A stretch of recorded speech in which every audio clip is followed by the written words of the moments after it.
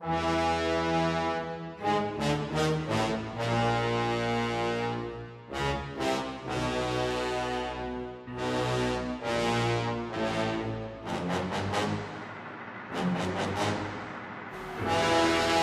guys, if you hadn't already guessed, today I'll be doing a review of the Tamashii SH MonsterArts Godzilla figure. This particular figure is based on the '94 design of the Heisei Godzilla suit. This suit first appeared in the 1994 film Godzilla vs. Space Godzilla, and would later become the Burning Godzilla suit in Godzilla vs. Destroya. For those of you wondering, I got this figure at Amazon.com. I ended up paying a little under $70, and honestly that's pretty good for this figure, because I've seen most of them go up on eBay for around $80 without shipping, and shipping is a bitch. I'll tell you right now, it'll be pretty hard to find it with really low shipping. Expect $10 shipping at the least. I got my shipping for around $5, luckily. Now, without further ado, the actual review to the Tamashii Godzilla. Like in my previous review, I'll be starting off with the box design. Let's start off with the top of the box. At the top left corner of the box, you can see the SH MonsterArts logo. In the center, you can see Godzilla's name. At the bottom right corner of the box, you can see Godzilla's name yet again, with a picture of the Tamashii figure. Now let's look at the left side of the box.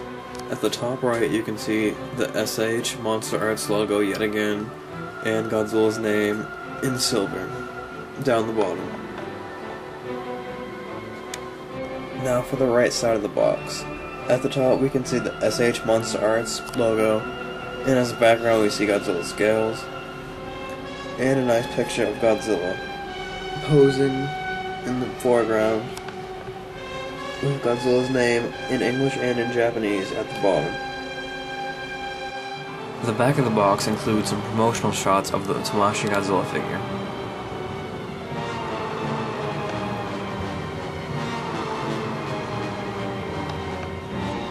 Now for my favorite portion of the box, the front. The right side sports an Ultra Act-esque picture of the monster's face, or Ultra's face, but in this case it's Godzilla's face, with the Bandai and Tamashii Nation's logo on the bottom right. At the bottom left we see the Godzilla stamp with the copyright information of the character, a warning choking hazard sign, and Godzilla across the bottom. I don't know Japanese, but I believe this little message says something around the lines of, it includes the beam effects given with the first factory releases of the figure. Later releases will not include the beam effect, stand, and shockwave from the blast. The left portion of the box includes a window and a message on the window. I'll give you a minute to read that.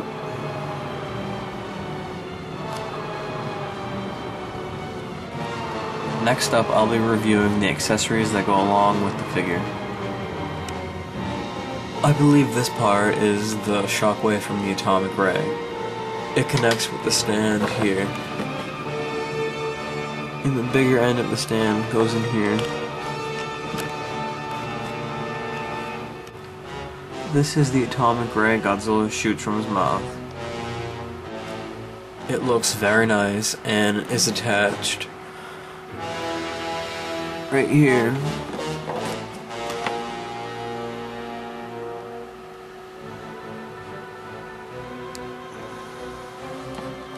If you've connected everything properly, it should look something like this. Now, to connect this to Godzilla's mouth, all you have to do is put it in his mouth, which is pretty simple.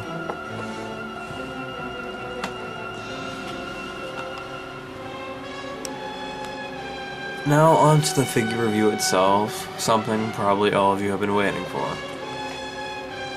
From toes to head, the figure is roughly 6 inches tall.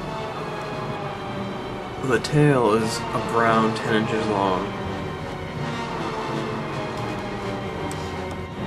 The detail on this figure is amazing.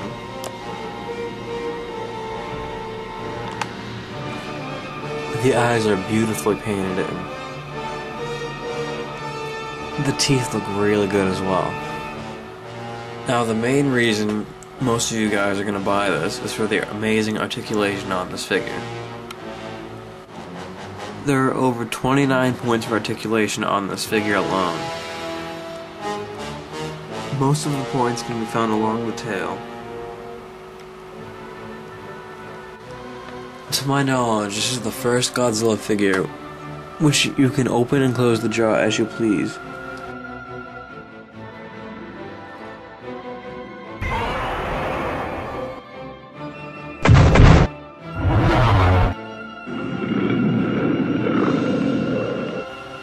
Now for the final portion of this review, I'll be doing sizing. First off is the original Bandai vinyl release of the Heisei Godzilla. The vinyl release is just a little bit bigger than the Tamashii Godzilla itself. Next up is the Ultra Hecht Ultra Mantiga, which seems to be taller than the Tamashii Godzilla.